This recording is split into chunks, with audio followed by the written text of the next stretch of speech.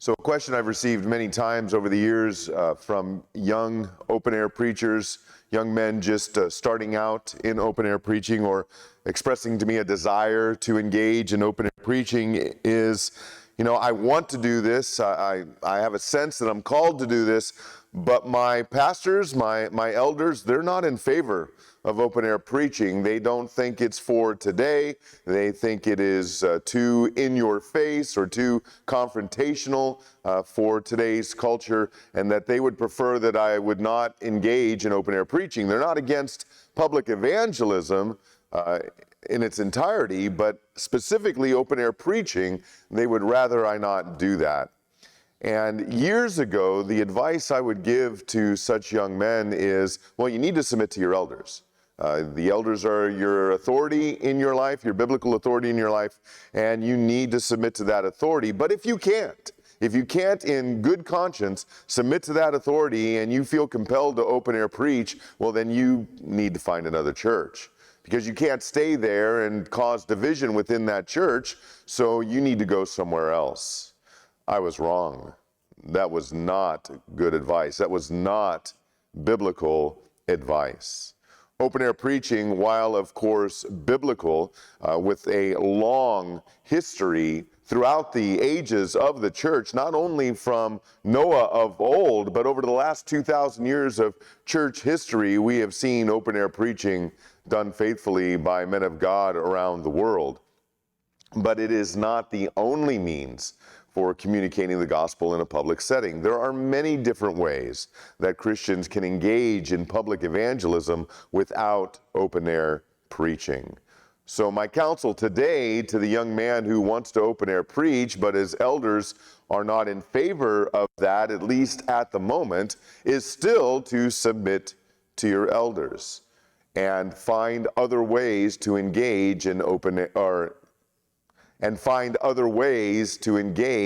public evangelism. Again, open-air preaching is not the only way to go about it, and unfortunately, within some open-air circles, open-air preaching has been elevated to the highest form of public evangelism. And again, while it is biblical, and while it is certainly effective in a biblical sense, it is not the only way to communicate the gospel. And the power of that ministry is not in the public preaching, but in the gospel that's being preached.